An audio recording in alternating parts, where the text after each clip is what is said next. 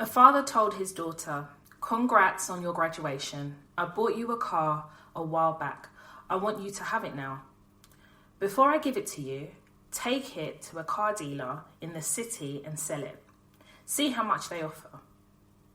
The girl came back to her father and said, "They offered me $10,000 because it looks very old." Father said, "Okay, now take it to the pawn shop." The girl returns to her father and said, "The pawn shop offered $1,000 because it's a very old car and needs a lot of work done." The father told her to join a passionate car club with experts and show them the car. The girl drove to the passionate car club. She returned to her father after a few hours and told him, "So people in the club offered me $100,000 because it's a rare car that's in a good condition." Then the father said, "I wanted to let you know that you are not worth anything if you are not in the right place. If you are not appreciated, do not be angry. That means you are in the wrong place. Don't stay in a place where no one sees your value. Know your worth and know where you are valued. A diamond doesn't shine on the bottom of a cave." This was actually reposted on Twitter and I couldn't just pretend I hadn't heard it because it was like the ancestors were screaming very loudly at me about this week's episode. This week's episode is so pertinent to what I have just read. Hello and welcome to the Toya Talks podcast. My name is Toya Washington. I am the host and creator, founder of the Toya Talks podcast and platform, where we teach, guide and educate Black women how to navigate the world of work safely and in turn highlight the path of our success. And every Tuesday we have a brand new episode of the Toya Talks podcast. We gather here in community, we share, we laugh, we gasp and most of all we learn. I want to leave some of, usually how I start it is I talk a little bit about what's happening in the news and things like that. But this time I want to leave that towards the end, just because I am very overwhelmed with, the opening analogy, if you like, of what I've just read. And reading it again, it has the same feeling I had when I read it the first time. How many of you are in situations that you have no business being in? How many of you are in situations where you are not appreciated, but you remain in those workplaces because you don't want there to appear to have some type of a gap in your CV, or you're worried about taking risks, and for you risk means failure automatically because risk cannot possibly mean an opportunity to climb the ladder of success? Then the father said, "I wanted to let you know that you are not worth anything if you are not in the right place. If you are not appreciated, do not be angry. That means you are in the wrong place. Don't stay in a place where no one sees your value." For many years in the world of work, I stayed in places longer than I needed to. And I've spoken to you about a recent mistake of mine where I'd for me anyway, as a contractor, I never stay anywhere more than 12 months, but I have done, right? And everybody's different. It also depends on, the career direction that you're going in, but also it depends on your career, like what you do for a living. So you may be a teacher, you may be a doctor. Everybody's career journey and what they do for a living, that dynamic is different. Especially because so for me in the commercial space, it works differently from somebody else in a different space. But how many of us as Black women stay in situations, overstay in a workplace because we're so terrified of what the next step could be? Some of us, I say some of us, but I definitely feel as though earlier on in my career, a lot of the trauma that I experienced, yes, because I'm working in white dominated industries, I'm working for managers who are completely hopeless and don't know what they're doing, so they have to assert their authority by wielding some type of intimidation and some type of frustrated authority to suppress and oppress me. But it was also because I never made the decision to leave in my own time. It took me a while and a lot of trauma to get to a point of understanding how the world of work operates.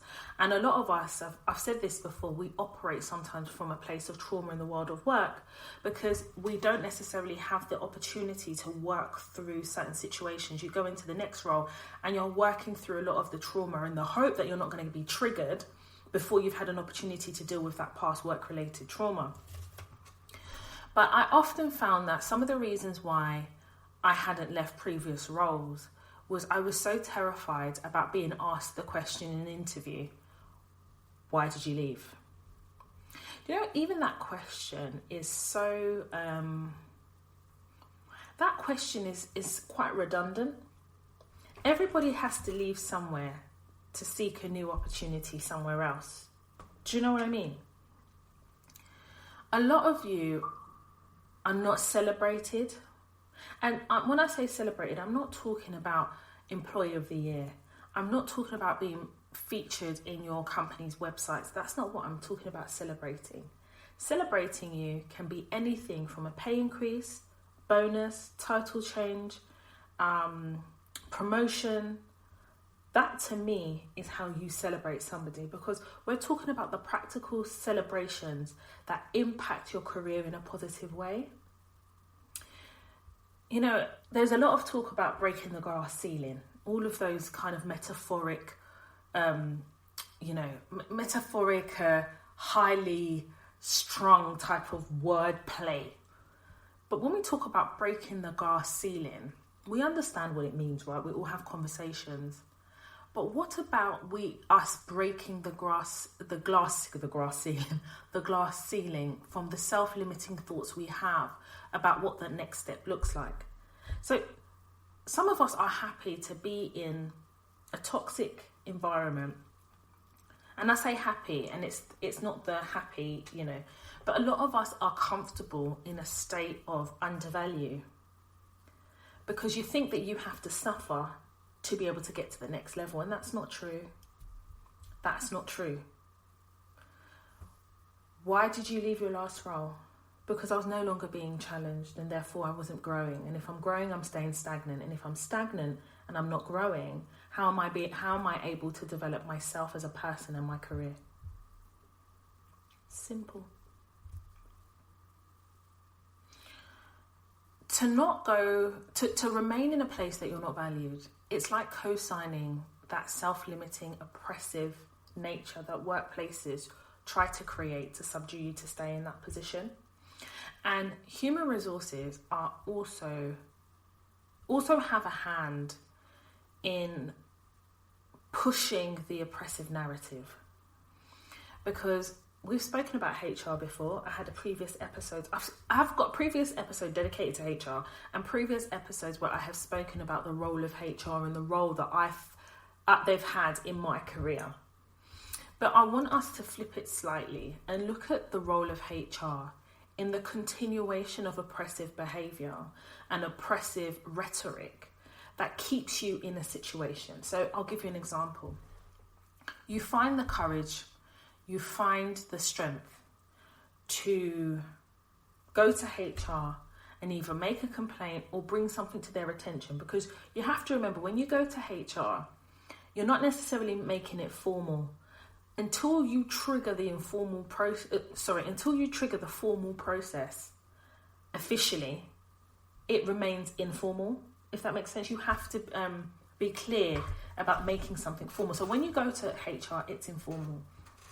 Now, the way that I've always understood human resources to be is human resources, their role is to support the employees whilst maintaining the integrity of the business and safeguarding the business too. But more imperative to human resources role is the humans, it's the employees.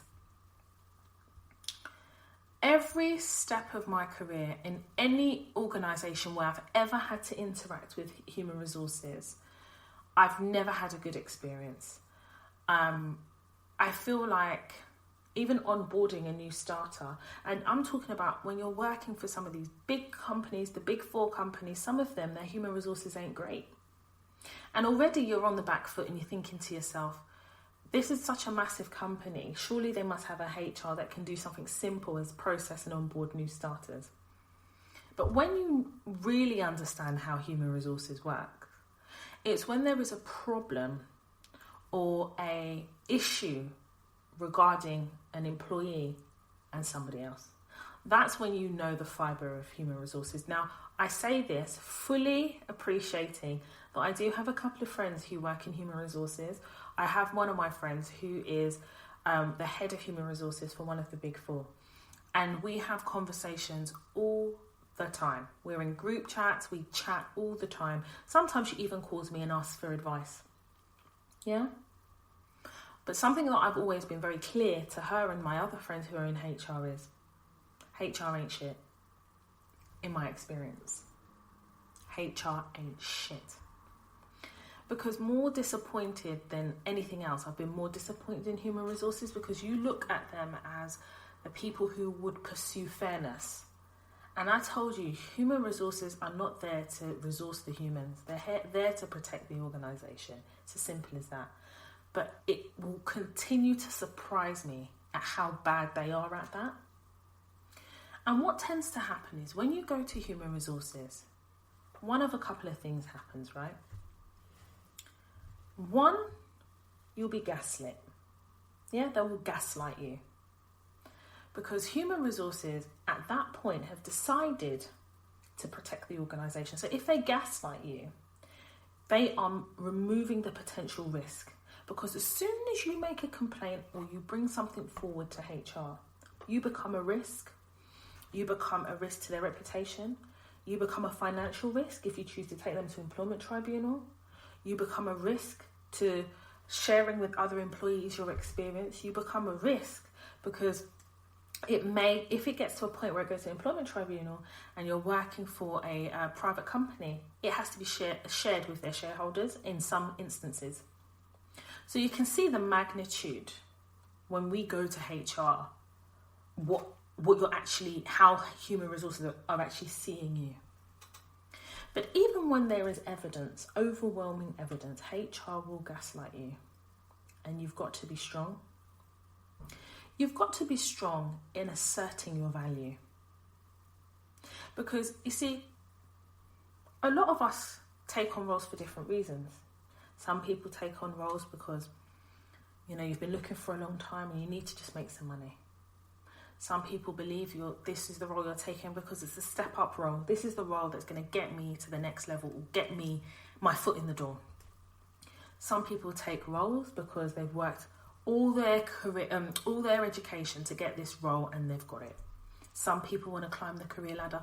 Some people just want to be stagnant because they're just happy going into work, making money, going home. They don't want to be promoted, they don't want to be demoted, they just want to be in that role. 20 years pass, they stay in that role, they're accumulating their pension, and that's for them, their career goals, and that's fine too. Because there are people like that. There are people whose ambition it is to just keep their job, and that's still ambition, however you want to see it. But I'm going to put something to you. The value in which you walk into an organisation is the same value in how. On the Future is Freelance podcast, we believe freelancing is the future of life, work, and everything. So whether you're brand new to working independently or you're a seasoned pro, we'd love you to listen. Every episode unpacks new ideas on how to make your future freelance. Whether you need to achieve business minimalism, survive a solopreneur crisis, or find the right digital nomad visa and community, we've got you covered, alongside actionable insight on everything from finding gigs to outsourcing support services, even mastering TikTok with no dancing required. Subscribe to The Future is Freelance on your favourite podcasting app via the link in your show notes.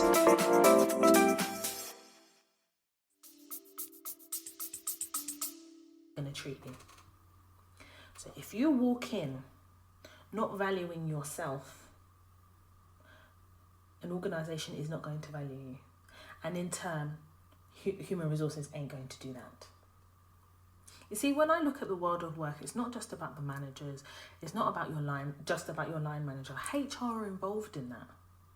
Yeah, because your first interaction with any type of is usually HR, or your second interaction is usually HR. Either way, they're going to see your details, they're going to see your bank statement, your account details, they're going to see your CV, they're going to approach your employees ex-employers for a reference. They have a lot of information, a lot of knowledge. So you would expect certain things, and I want to burst the bubble for a lot of you, because a lot of you are still writing to me, telling me how you went to HR, and then you're shocked at the reaction that you get. If you are not valued somewhere, you need to start preparing yourself for the next level that you are going to take yourself to. Do you hear me say you? HR ain't going to take you to that level. It's you. I want you to also take into consideration that human resources see a lot. They hear a lot. And one thing human resources are great at is burying their head. Because if they bury their head, they don't have to deal with it. If they gaslight you, they cause you to self-doubt. And if they cause you to self-doubt, they're almost at a point where they've gotten you to consider reversing your position. In the opening analogy that I gave, it's not even, I don't even know if you'd call it an analogy or a narrative that I gave. This young lady kept going back because she was guided by her father. A lot of us are guided by our intuition, other people's experiences, our intuition also known as sixth sense. But despite how much we're guided, we still continue to undervalue ourselves. And one of my friends, she asked me ages ago, she goes, why as black women do we operate from a space of scarcity? Scarcity, that's how you pronounce it. And it's because society tells us we're not enough. Society devalues us visually. So for example, you'll go on Love Island, and society, in so far as you're watching a multi-million-pound show that is viewed by how many thousands and millions of people, and they devalue black women by pitting us off against non-black women and making us feel, seem and treat us as we're less attractive than.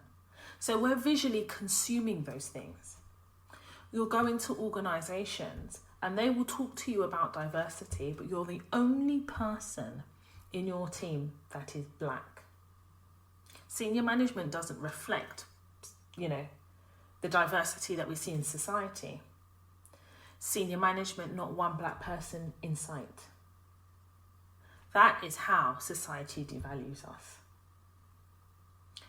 We are not made to see what the potential is by seeing people who look like us on certain levels. And when we do, we're still the minority.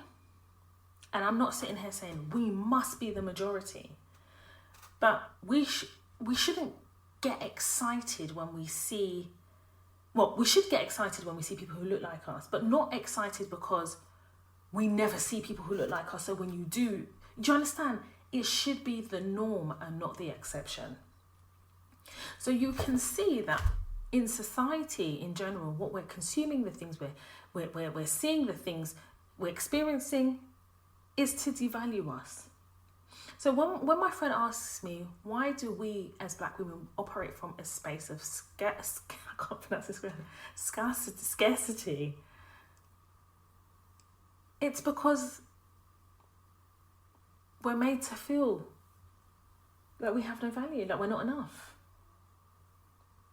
I'm under no illusion that every time I go into an organisation, and you see, I have to force myself out of my own comfort zone.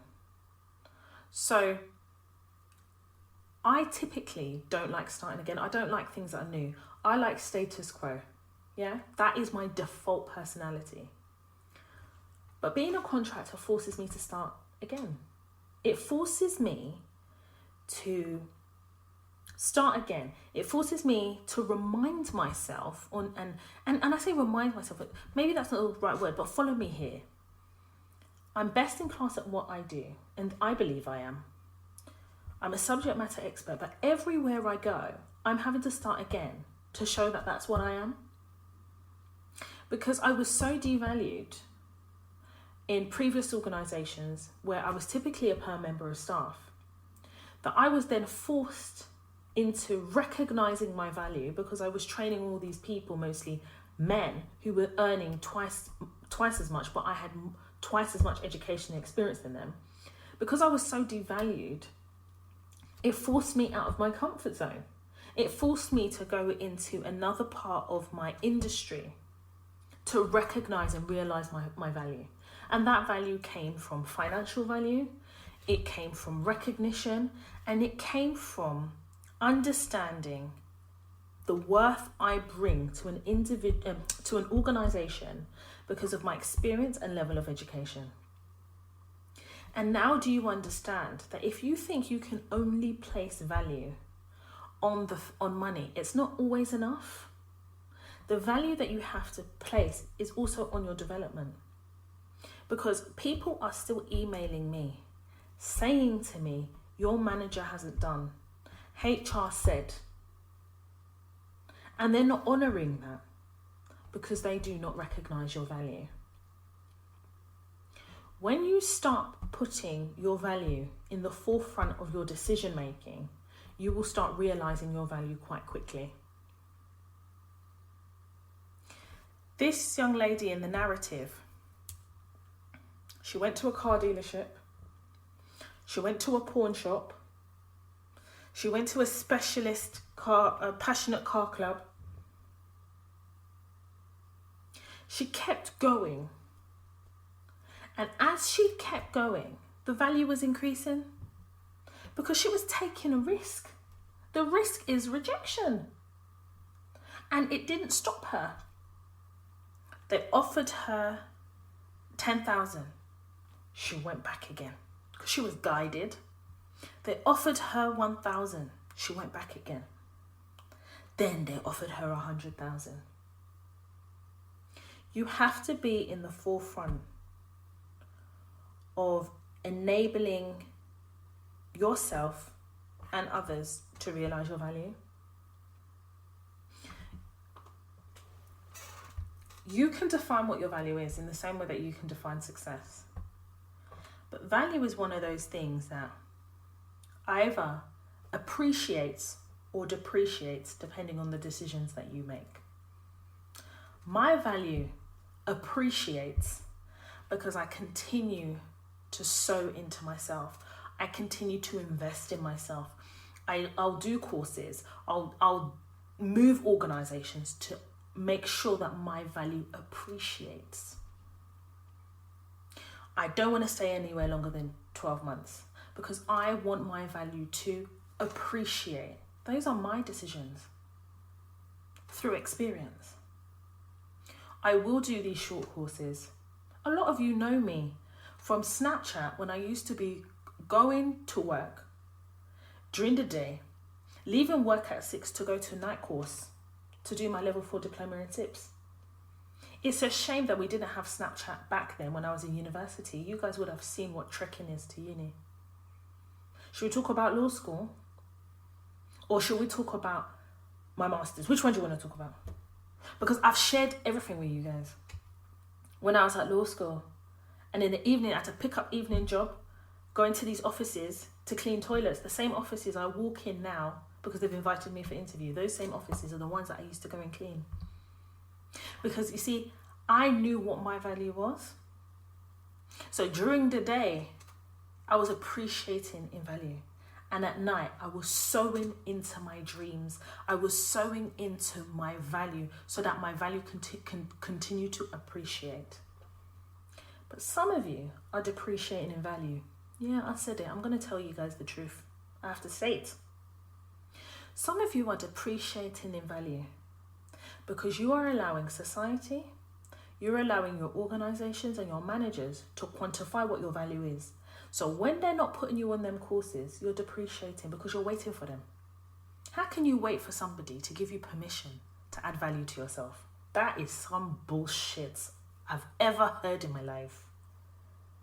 How can you be waiting for an organization to add value to you? You've given them the evidence, they promised you an interview, they signed this, but they're not, and you're still there? So my thing is, if an organization makes all these promises and they don't stick to it, and you stay in the same position, not adding value, are you not depreciating in value? Yes, you are. Because when you go and price yourself in the market, the day rate ain't hitting. The year and annual salary ain't hitting. Because you stayed somewhere where you were not valued and you stayed too long. The problem is you don't know when to go because you're hoping that people are going to change their mind. But we as black women are living in a society where we have to convince people that we're this. I'm past that stage of my life. Let my credentials do the talking for me. If that doesn't convince you, then I'm not your type. If it doesn't convince you, I'm not your type. I'm not everyone's type.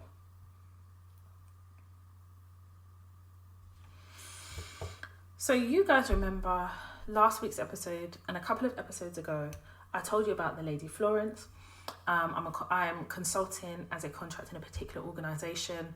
The consulting works for me. If you listen to the previous episode before this, you know I talk about it in a lot more detail. And I did share with you guys that there's a lady called Florence who is basically, she was very disrespectful. A few months ago, effectively said to me that I need to do a foundation course because it's now become mandatory. And as a consultant personally, I don't see why I should have to do it. But even if I was a perm, my role was not contingent on me doing that course. And for the mere fact that I have ran a multi-million-pound project, successfully delivered it, speaks for itself, really. So if this foundation course was so pertinent to the role, why I've already delivered the contract? It doesn't make no sense. I've been renewed 3 or 4 times now, can't remember, with discussion to renew me again. I won't be renewing. My contract end date is the end of June, and I will honour it, but I won't do any more, and I don't plan to do any less. So obviously all the microaggressions and the emails from the previous incidents where Florence had to apologise because she knew what was coming for her. I had all of that. So I reached out to their human resources because let me tell you, whether I'm a contractor or not, whether I'm a permie or not, I will utilise HR. I will put you to work. Yeah, I will.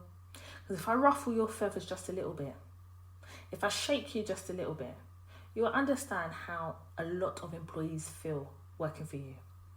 Luckily for me, I'm not your employee. What I am is a thorn in your fucking backside. You step on my foot, I will scream ouch. I will never look for, but I will finish. This Florence lady has been pursuing me for months. Should we talk about the email where she sent final warning? I told you guys last week. Are we going to talk about the disrespectful email she sent with everybody on copy, basically telling me I need to do the foundation course? She'd never met me before in her life, hadn't even had a conversation with me. That meeting was the first time she even knew I existed. And the way she attacked me on that email, it was an attack. She knew, because she said she apologised for being aggressive. I never used the word aggressive, but since we're on that chapter, yeah, okay then. Yeah. So I had a conversation with Human Resources last week. I explained everything to them, provided them with evidence. Do you know what HR said to me? HR said to me, I think maybe on Florence's part, there might be some cultural differences. I said, what do you mean by that? They said, well, she's a highly strung Italian woman. So maybe she's just having difficulty understanding the culture of the organisation. I said, excuse me. I said, I'm an African woman. I'm a British-born African woman. My parents are Nigerian. I spent a lot of time in Nigeria. I'm black. I said, these are all the attributes I can give you of who I am. Why can't that be the reason why I get to behave like that? Why can't that be the excuse? You see, you afford her grace because you attribute her aggression to cultural differences. But this is a British organisation. So I'm trying to understand, which culture are you adopting? He went quiet. Then he said, so he just quieted there. It's like he didn't want to touch that one again. Then he said, oh, well, I'm going to have an informal discussion. I says, no, you don't tell me that it's going to be informal. I will tell you the process. When somebody comes to HR with a discussion, it's to explore all options, because every option is exploratory. It's up to the individual to tell you what direction they want to go. He said, oh yeah, but the thing is, you're a contractor. I said, yeah, but you still owe me a duty of care. Your duty of care doesn't stop when somebody is a contractor. And it doesn't stop when you believe that the person inflicting the violence is culturally tone deaf. That doesn't work. I says, these moving rules and regulations, it doesn't wash here. I said, if I want to trigger a formal route, I'm well within my rights to. I said, in fact, I can even explore a formal route because I did it informally before and you guys didn't even know about it. And she admitted full responsibility for her behaviour. I said to HR, you have had 6 people leave your organisation because of the way they were treated by her. And they were all what you would call from the BAME community.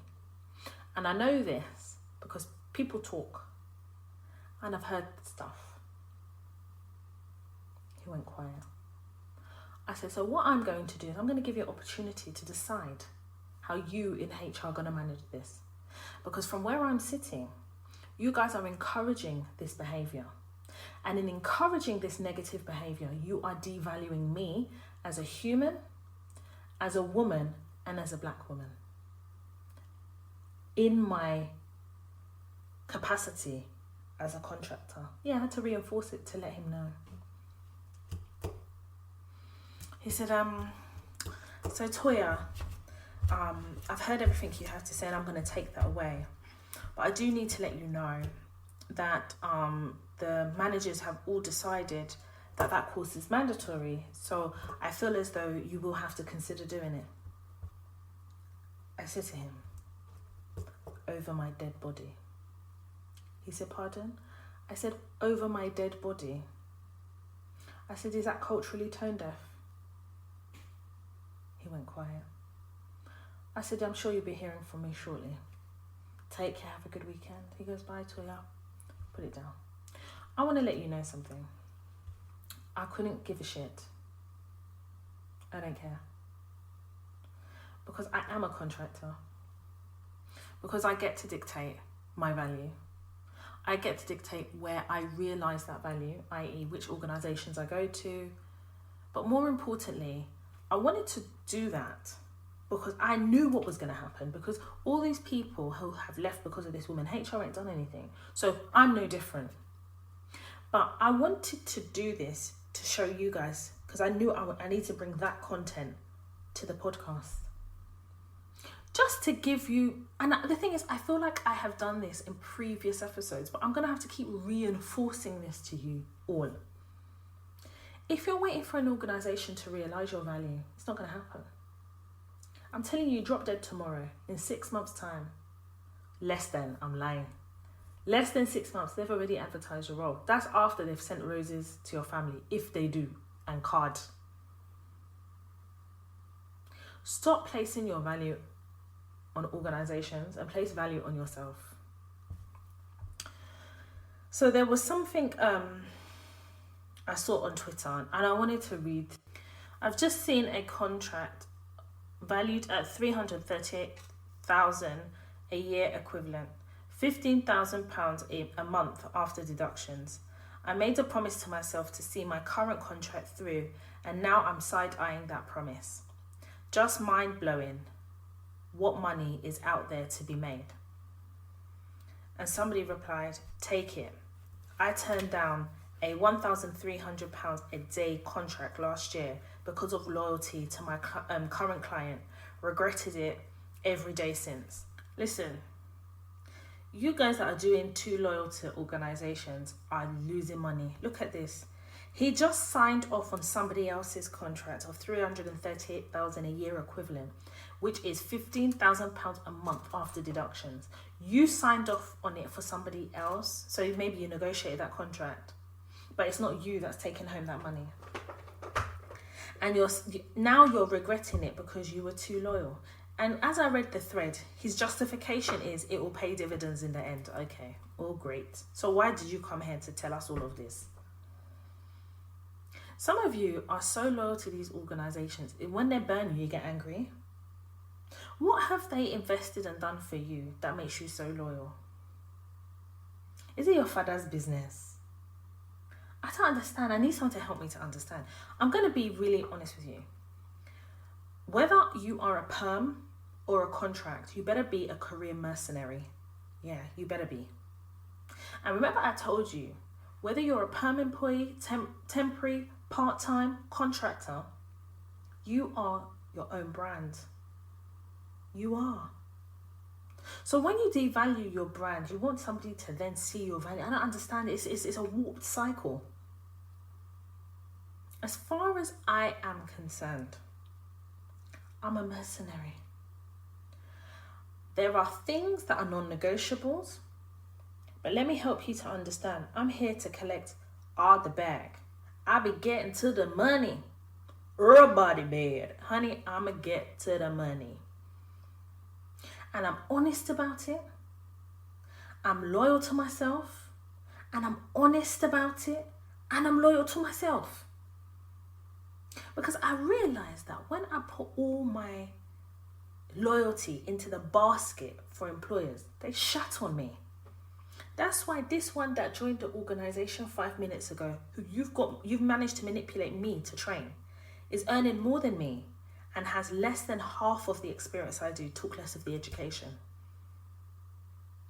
Why do organizations wait for you to hand in your notice before they're willing to open up or revisit that conversation about money? Because they never appreciated your value or recognized your value in the beginning. So when you decide to leave and they realize your value, that's not real value. They're just hostage to fear. So they'll give you what you want. But every time you need them to realize your value, you're going to keep having to arrest them to some type of fear. And I don't work like that. I haven't got time for that. It's even disrespectful at that point. Because I've had to go through the process of finding a job, interviewing, going through that, working up the courage to then resign, only for you to say to me, whoa, whoa, whoa, whoa, whoa. Reconsider. What are we reconsidering? Have we not had this conversation before where you devalued me and basically told me I wasn't worth shit? Where you were exercising your oppressiveness over my career? Where you were keeping me at a bottom? Basically, you were my career bottleneck. You knew where the ceiling was. It was made of glass and you told me to stand still. And now I found the courage within myself to recognize my value. And another organisation knows my value, hence why they've offered me a job. Now you want to have and revisit that conversation. Now you want to give me that promotion. You know, the one that I've been trying to get for the last 2, 3, 4 years. Now you want to give me a pay rise. Oh, what? There's no more bonus freezes and no more salary cap freezes anymore. They've all disappeared now. That's not value, darling. That's panic. If you want to ascertain success in your career, you're going to have to understand where your value sits. Even if you haven't reached your full potential, there is still value in you. And you need to treat yourself like a Fabergé egg, you know, like a rare commodity That's how I move. I move like a rare commodity. Because when I believe I'm a rare commodity, when I sow into myself and make it clear what my unique selling point is, and I depart from the status quo, I become a premium. When I become a premium, that attracts a premium price tag, and you are paying it. You are paying it. The job market is so good at the moment. It is really, really, really, really good. But what is happening is organisations are trying to reclaim the power. You know, that power that we have been yielding for over 2 years now because of the pandemic. And they're placing caps on salaries that they're advertising. I'll give you an example. I took a screenshot of this because I was reading it. I couldn't believe it. So they said, so this is like, I don't know what role this is. Oh, Toya, what was the role? I don't know anyway. I just saw it and I read it and I just thought, this is how I do all my research to understand what's going on in the market. But listen to this. They said, the base salary ranges along with midpoint for this role in each of the key countries in which we employ staff is listed below. We target the 75th percentile of market pay as a salary band midpoint for all levels, with 10% either side of the midpoint to create a salary range. Listen, I know I'm dyslexic, but I don't understand anything that just said. Just say, we are going to try and beat down the salary, and we will give you the least amount we can get away with depending on the country you reside. That's what you need to say. This is how they devalue people.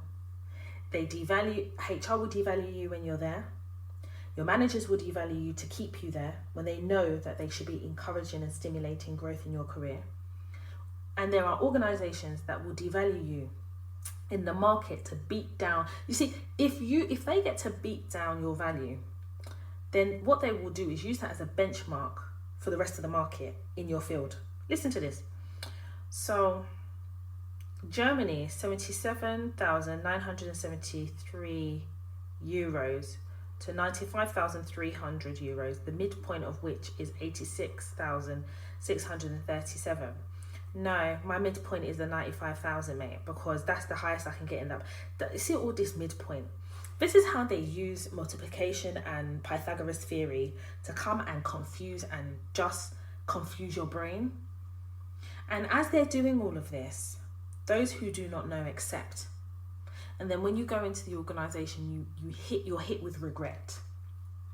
Because you think, I should have done this. I should have negotiated. I should have challenged. And I'm going to say this to you. When you do not negotiate your salary, when you do not challenge, when I say challenge, we're doing it in a professional way, right? But when you do not challenge a oppressive school of thought when it comes to careers, by accepting what they're telling you and not challenging it, you are adding to how you are devalued. I remember ages ago, I was working in an organisation and they were looking for a senior manager for one of the divisions. And I remember one of the directors, he was saying it was like an open air office, and he was like, and this is what he says, oh, we've hired a fucking idiot. You know, all he would do is negotiate. He's negotiating his salary. Every time he calls, he wants to negotiate. Fucking idiot. Well, we ended up giving him what he wanted because there was no one else. And let's be honest, he's got the experience. But why he had to negotiate like that is a fucking idiot. I was like, oh my God. I was like, why are you getting so angry that this person knew their value and negotiated, and every time he called, you picked up the phone because you knew that you needed him more than he needed you? In fact, he had the leverage, and he basically exploited that leverage to get the highest amount he could for that role. And you're angry, but it's not your money, but he's eating into your budget, you see, because you were trying to use his role as a cost-saving exercise. So you're probably paying more than what you paid the person he's replacing, because the person he was replacing was on a lot less money because she didn't know her value and allowed you to devalue her. But now this person coming in who you have interviewed realises his value and is leveraging that to get a higher salary, and you're angry. What are you angry for? And I just sat there, you know, there are some of these white middle class men are so interesting. Honestly, I just sat there and I thought to myself, Toya, this is what they do, you know. When you've negotiated and you've realised your value, it makes them angry because they realise, oh my God, we've got a live one here. This is a person that's not going to be oppressed and kicked like a football. This is a person that actually understands what they bring to the table.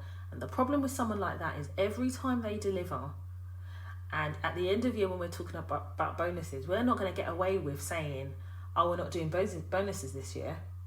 We're not going to get away with saying, ooh, you know, when you didn't perform as we expected. Oh, no. You're going to have to pay out. I'm going to do a podcast episode about bonuses, you know, because some people seem to think it's just discretionary and it doesn't actually work like that. You do realise there are some type of bonuses that if organisations continue not to pay, you could sue them for unlawful deduction of wages. Oh yeah, but you didn't know that. Yeah. We could talk about that. Because they use the word discretion as a safety net to not pay you any bonus, and organisations are exploiting that. They're now using COVID and all types of excuses as to why they're not paying any bonuses, but you're paying yourself and you're paying your shareholders. So what are we doing really here? Because I've been in organisations where they really have not done well and there's no money, and shareholders will forego their monies so that they can reinvest it into the business. Yeah, that exists. So we're not going to do that whole, Anyway, I digress. What I'm hoping to get across in this episode is you all understanding that we also have a hand in how we allow organisations, managers, HR organisations, line managers to devalue us. We enable them to do it by accepting that behaviour. And don't get me wrong, I understand when you're going into an organisation, you're induced by all the bright lights and promises and all the talking, but you need to start getting stuff in writing so that you have this evidence to lean on when you now need to tap into whatever it is they promised you. And then when you are up against it and they refuse and flat out make these excuses, you then need to place enough value in yourself and have enough strength in yourself and have enough conviction in who you are to feel comfortable enough to look outside and look elsewhere. You're not wedded to an organisation. You're not binded to an organisation. And all you guys and girls that keep having this fear about gaps in your CV, I'm so sorry. Do you know how many jobs I've had in my life? I've had a lot.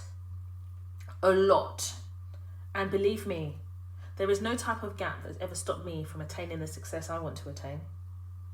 Every single person has something to talk about with their CV. Okay, should we talk about the person that's been in their role for over 15 years? That's not always a great thing, you know. It could be spun either way. Should we talk about the person I saw on TikTok, and she basically never stays in an organisation longer than 3 months. She keeps changing jobs every 3 months. But she's made it work for her because she's still getting the jobs and she's still getting it paid. I don't know what industry she's in. As a contractor, it's not good to only do 3 months and move on. But as a contractor, you then have to be smart about how you pattern yourself. So for example, I've always got pots cooking on the cooker. Always. Because I never put my eggs in one basket, because I know my value enough that I know what I will and will not accept. So even in, like, I've got a new contract, well, I say new, but I'm in a contract at the moment for 6 months. And I'm really enjoying it. It's a lot of work though, but I am, you know, I love what I do for a living. So, you know, for me, it's not about where I do it. It's about doing what I love to do, you know? I'm under no illusion that these people can wake up in the morning and turn around and say, we don't want Toya again. Yeah. They can wake up one morning and say, right, we're going to close this whole function down. Bye, everyone. I can't wholly trust my career in anyone's hands because I know the value that I have within myself. I know the investment I've made in my career. So if I know that and I know my real value, I can't just pretend that the commercial market doesn't exist. I need to know, sorry, there's a moth in this room, that I need to know what's going on in the market. I always want to feel like I have options. And you see, when you are of value, you always have options. I will have those interviews and no, I'm not going to take that job. I will send my CV to certain recruiters. I will accept that recruiter's phone call. I will interrogate the recruiter about what's going on in the market. Yes, I will. And because I know what my value is, see, when you know your value, then you can start setting rules of engagement, right? So for example, any job that tells me to do a test, I'm not doing it. So it's not enough that I've put myself through a rigorous education system.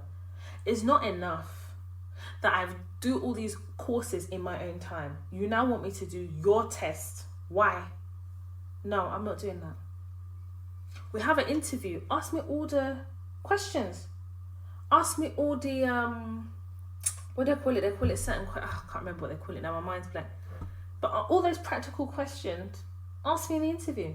If you think I'm going to give up my valuable time to do your freaking test in this economy, no mate, sorry, I'm not doing it. I'm not. Because I know my value, because I've placed weight on my value, because I've invested in myself to have a unique selling point in what I do, you dictate the parameters of engagement, my dears.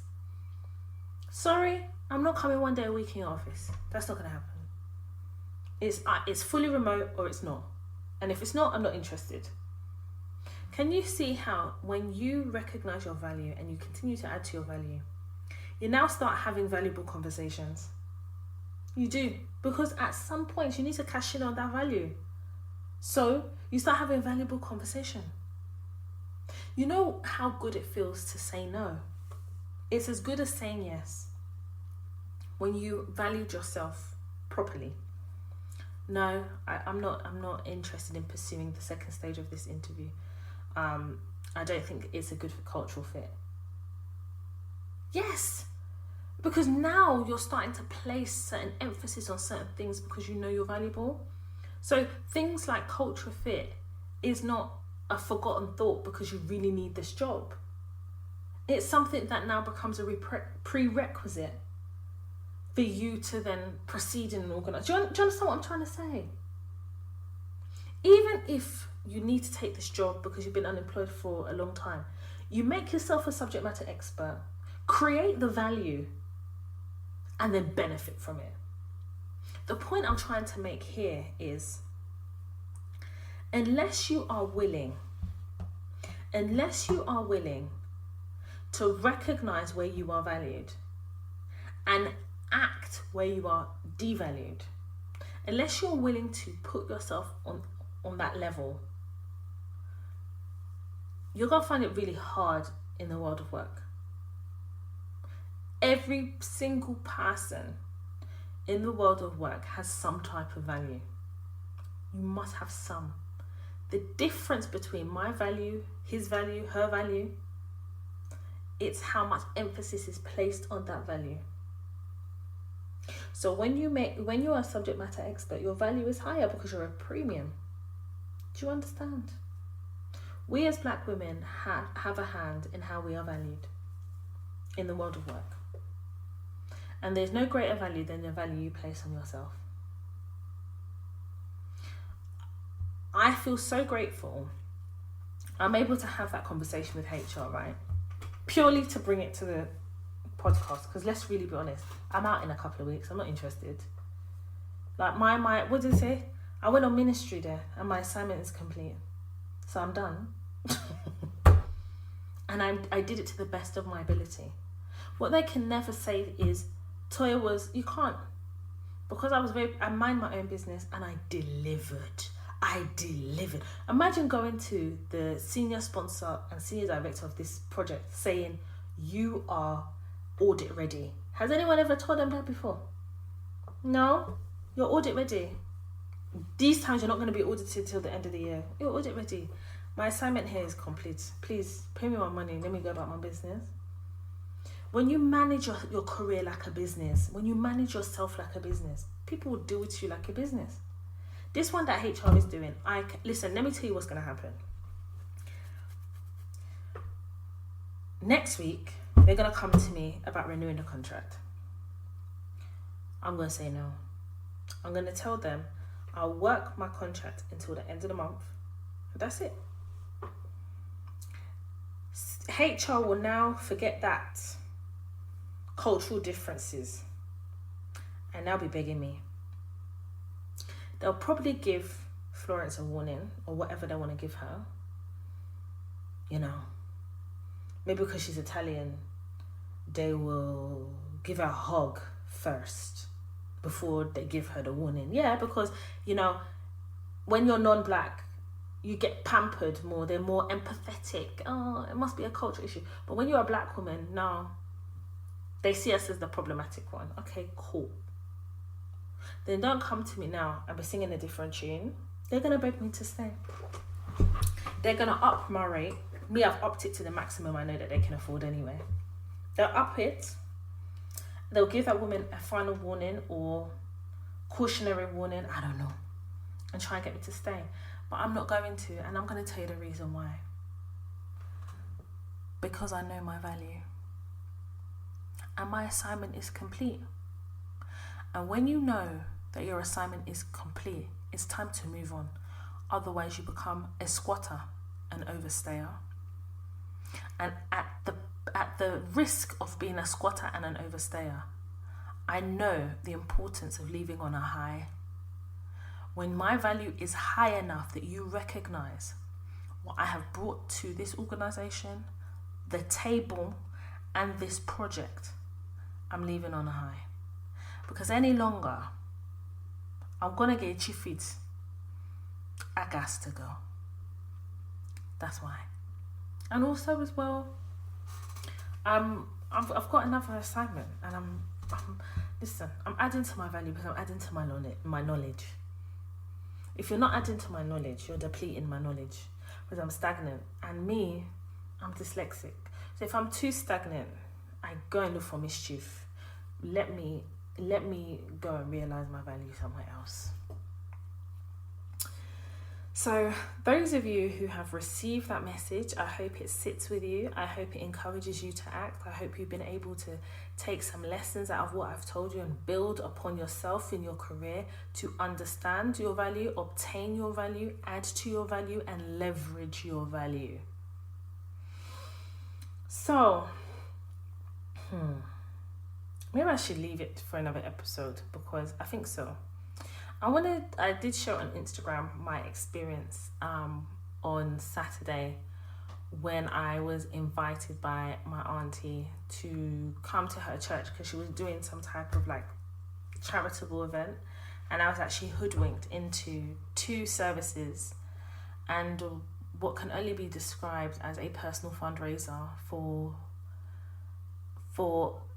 this church, who also had mobile card machines, and where they would have the hymn that they're singing on a PowerPoint. No, they didn't. They had bank details, and it weren't even a business bank details. It was a personal bank details. Yeah, we're gonna talk about that because I've spoken about the church before, but this one that I experienced. Put it this way, I drove all the way to London. I had a couple of things to do earlier on that day. And I went down there, and it took me about 2.5 hours to get home. 2.5, almost 3, because it was traffic. And the whole time I was just dumbfounded about my experience. And it reinforced why I don't go to church. But I think it needs its own episode. I genuinely think it needs its own episode because I have also confronted my aunt because she invited me, but about the practices that I was seeing there by other people, it was making no sense. And I don't know what it is about people thinking that I need to be saved. Am I drowning? No, I'm not. Somebody who grew up in the church has decided to leave the church but still holds true her relationship with God. Why do I have to explain my religion to you? Or why do I have to explain my relationship with my religion? Why? My auntie's lucky, because if I brought my tarot cards and brought them out, maybe it's an exorcism they would have tried to perform. I don't know. But I feel like people need to like really think about what religion means. And also, for me, listen, if we want to talk about religion, we need to take it back to Africa, yeah? Where because of colonialization, they came over and they told us everything we were doing was bullshit. And what they did is they stripped us of everything and then put all their practices. I can't identify with that. I can't. Yeah? I would say I'm spiritual. That's what I would say. I would say that I'm very much a spiritual person. I'm very much in touch with my ancestors. That's what I would say. But for somebody who is, in my example, in my case, a Christian, they're not willing to understand that. It's their way or the highway, in my experience. And whilst I know not all churches are like that, my experiences of churches just has not been good. So I want to dedicate an episode about what happened. Or not an episode, actually. In next week's episode, in the beginning, we'll talk about it. It's not, I've already spoken about the church. The church is not the key to my salvation. We've got an episode about that, so I don't need to talk about it again. But I just want to say, in 2022, this madness that went on Saturday, I couldn't understand it. And me, I walked there with my BBX shorts on. Yeah. And I had this cut-out blazer thing, so my arms were showing. My auntie tried to cover my legs. I said, no, God created this. It must be seen. Yeah, don't worry. Next week, we'll talk about it. Can we talk about Boris Johnson, please? So a picture has been released by an unknown source showing, allegedly, Boris Johnson with an alcoholic beverage, allegedly, in his hand at a number 10 Downing Street party, allegedly, during the lockdown. Because obviously he was fined, wasn't he, for breaking the COVID rules. But we never saw the picture that evidenced the fine. And all I'm going to say is, we've spoken about it on several previous episodes, and if you don't know what episodes I'm talking about, go and look at the show notes about Dominic Cummings. Dominic Cummings has been quiet for months. He's been quiet for months. Dominic Cummings left number 10 Downing Street with the door that he came in with. And then he had his box in front of him. You know, like they do in America, and they've been sacked or fired, sorry. They have their box. That's how he had his box. And that was his burn folder.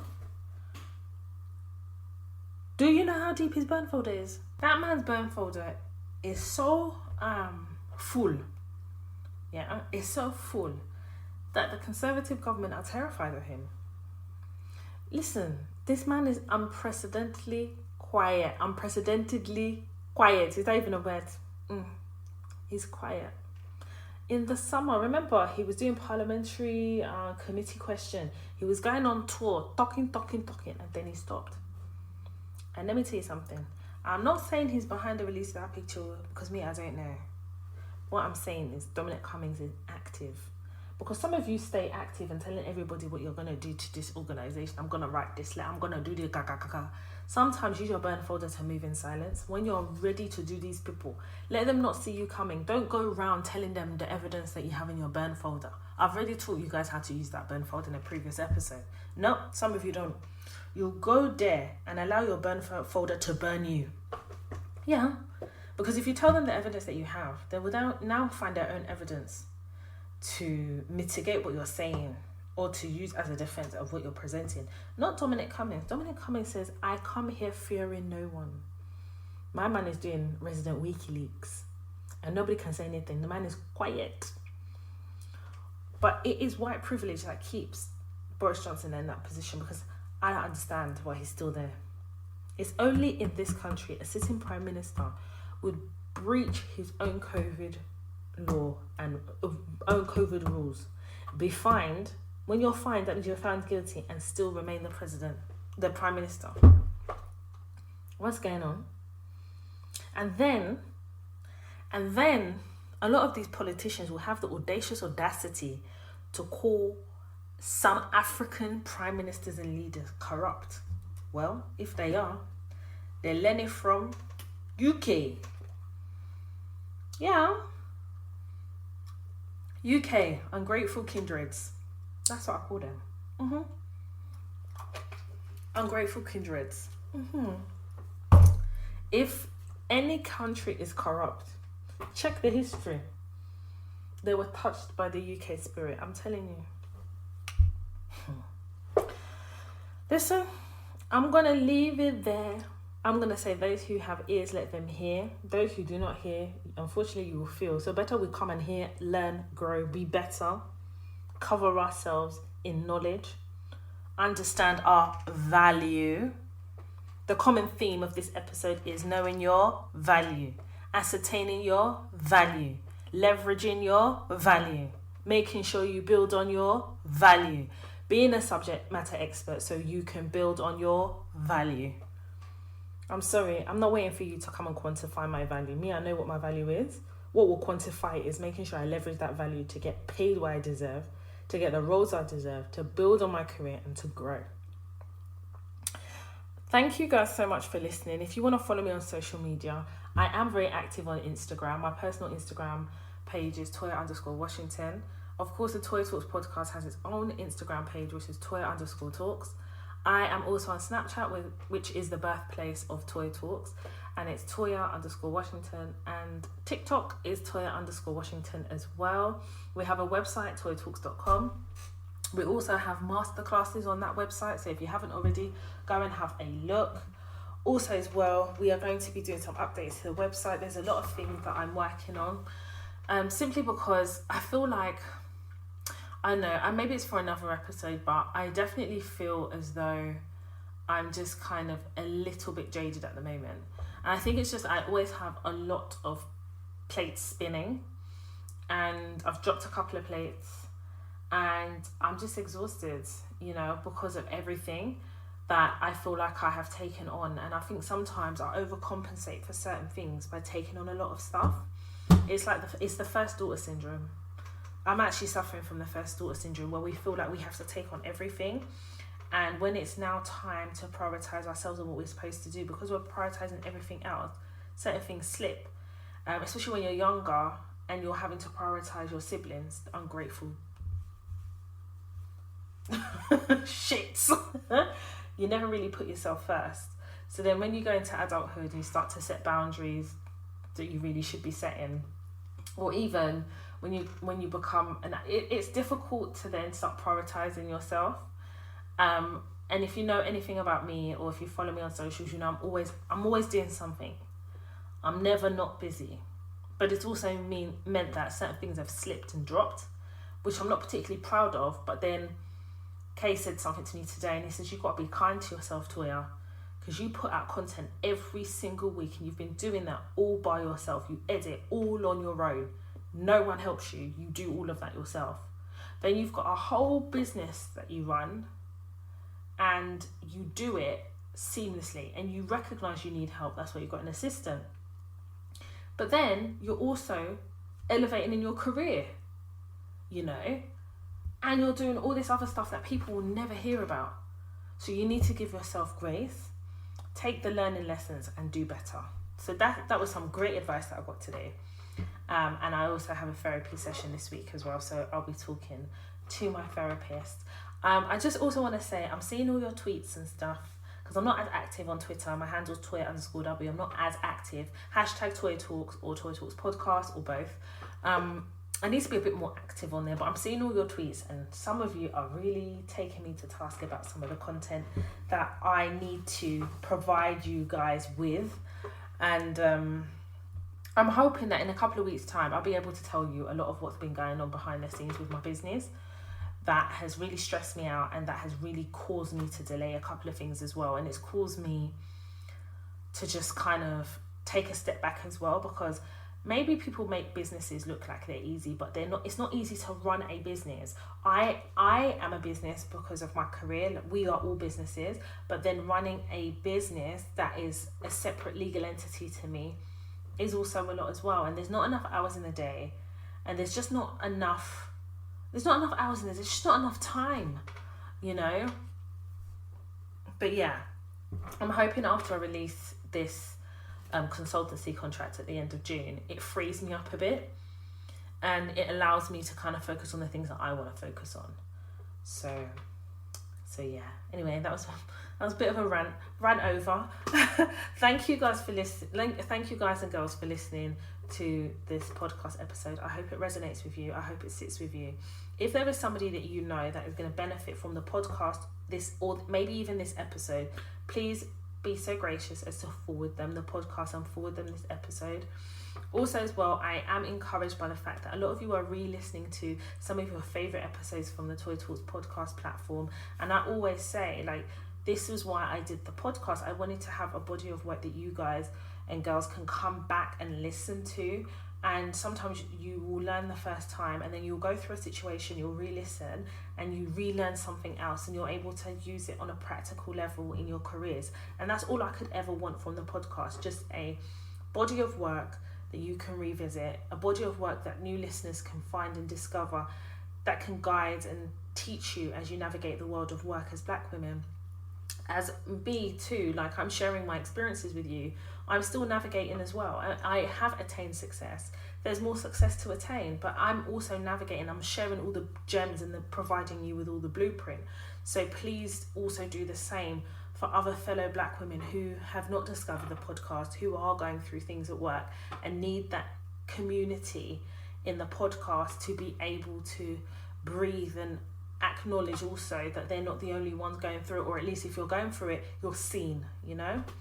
So thank you so much for listening. I'm going to see you all next week for a brand new episode of the Toy Talks podcast. My name is Toya Washington, and you have been listening to the Toy Talks podcast.